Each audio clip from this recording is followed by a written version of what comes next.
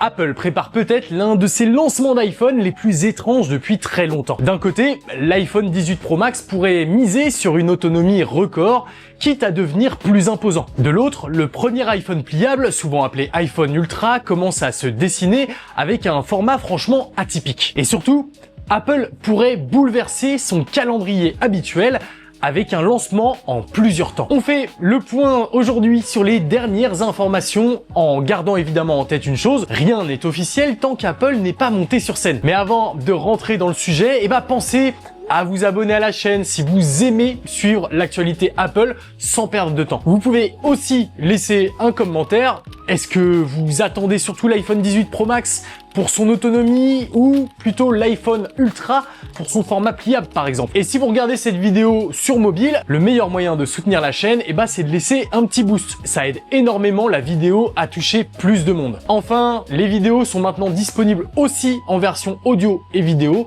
sur Spotify. Je vous mets le lien en description si vous voulez écouter ça en voiture, dans les transports ou pendant une balade. Bref, c'est en description. Et on commence directement avec ce qui peut sembler le moins spectaculaire sur le papier, mais qui est probablement l'amélioration la plus importante au quotidien, la batterie. Parce qu'une photo d'une batterie supposée appartenir à l'iPhone 18 Pro Max est apparue sur Weibo avant d'être relayée sur Naver. Elle affiche une capacité de 5391 mAh pour le modèle chinois, celui qui, comme chez nous, conserve un tiroir de SIM physique. Pour comparer, l'iPhone 17 Pro Max de chez nous embarquait une batterie de 4823 mAh. Donc si cette fuite est correcte, on parle d'un gain d'environ 12% de batterie. Aux États-Unis, là où les iPhones fonctionnent uniquement avec l'eSIM, on n'a pas besoin de place pour un tiroir et donc la capacité de la batterie pourrait même grimper jusqu'à 5567 mAh. Le chiffre circule déjà depuis plusieurs semaines, notamment dans des informations répétées par le leaker Digital Chat Station dans une base de certification chinoise. Mais attention, 12% d'augmentation de la batterie physique ne veut pas forcément dire 12% d'amélioration de l'autonomie. L'écran, la puce 5G, les usages liés à l'intelligence artificielle et évidemment la gestion thermique jouent tous un rôle dans cette autonomie. L'iPhone 18 Pro Max devrait utiliser une puce A20 Pro gravée en 2 nanomètres. En théorie, cette nouvelle finesse de gravure peut améliorer les performances tout en réduisant la consommation. Et puis, on sait également qu'Apple travaille sur son modem C2. Si ces deux éléments tiennent leurs promesses,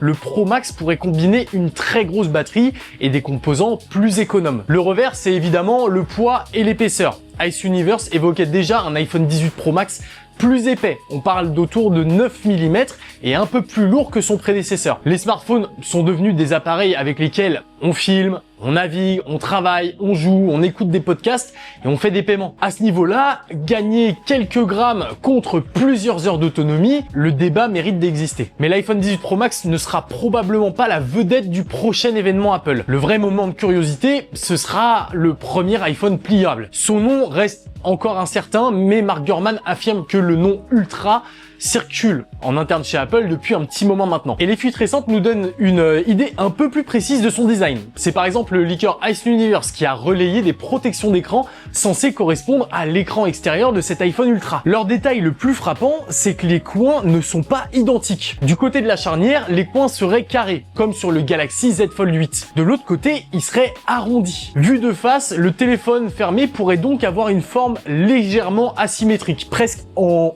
D. Pourtant, cette asymétrie peut avoir une logique technique. Sur un smartphone pliable, la charnière occupe un côté entier du châssis. En adoptant des coins plus étroits près de cette charnière, Apple pourrait réduire les bordures autour de l'écran extérieur et utiliser au mieux la surface disponible. Ice Universe précise d'ailleurs que cette forme concernerait la protection couvrant toute la face avant, pas forcément l'écran visible en lui-même. L'écran pourrait donc conserver des coins arrondis et des bordures homogènes de son côté. Mais ces protections, elles renforcent aussi une tendance aperçue dans plusieurs fuites. L'iPhone Ultra serait plus court et plus large que les pliables très étroites type Fold 8 Ultra ou Pixel Fold. En fait, ce serait très semblable au Fold 8. Fermé, il pourrait ressembler davantage à un passeport qu'une télécommande trop longue. Et ouvert, il viserait un format proche d'un petit iPad. Et Apple doit expliquer pourquoi l'ouvrir. Pour lire, regarder une vidéo, consulter 2 applications, travailler sur un document ou retoucher une photo, le gain de surface paraît évident.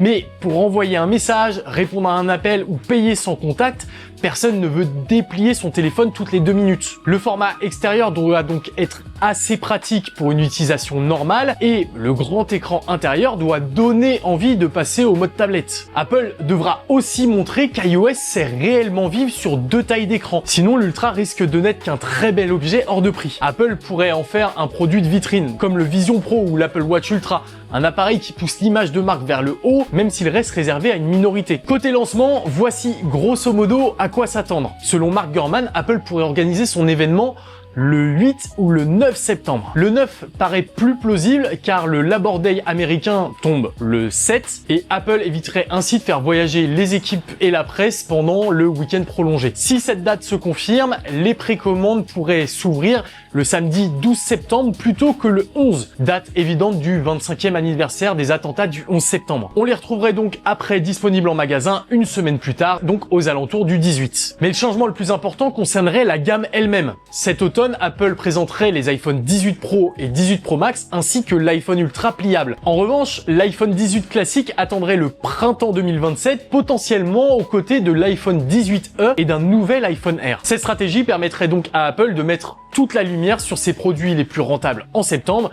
surtout avec l'arrivée d'un pliable beaucoup plus cher. Reste le cas de l'iPhone Ultra. Channel News, un média australien, affirme que le téléphone pourrait être présenté en même temps que les pros, mais commercialisé plus tard, et d'abord aux États-Unis. Après les États-Unis, la Chine suivrait sur les marchés prioritaires, puis le déploiement s'étalerait sur 2 ou 3 mois. Mais cette rumeur, elle reste crédible sur un point. Produire un premier iPhone pliable à grande échelle est beaucoup plus compliqué que de produire un iPhone classique. Min Chi Kuo prévenait déjà que les volumes initiaux seraient limités. Il évoquait autour d'1 million d'unités disponibles au 3e trimestre et des délais de livraison de 4 à 6 semaines, voire plus. Apple pourrait donc annoncer l'Ultra en septembre, lancer les iPhone 18 Pro peu après, puis laisser son pliable arriver par vagues selon les stocks. L'iPhone 18 Pro Max représenterait l'évolution rassurante avec plus d'autonomie, plus de puissance, un format connu, et l'iPhone Ultra incarnerait le pari, un nouveau design, un écran qui se plie, une ergonomie à inventer et une disponibilité possiblement limitée. Les deux produits devraient donc se retrouver sur la même scène, mais ils ne raconteront pas la même histoire. Pour terminer, on entend de plus en plus parler de hausse de prix allant jusqu'à plus de 300 $ sur les nouveaux iPhones. Évidemment, pour l'instant, tant que les prix officiels ne sont pas dévoilés, ça reste des rumeurs, donc je ne veux pas trop en parler, même si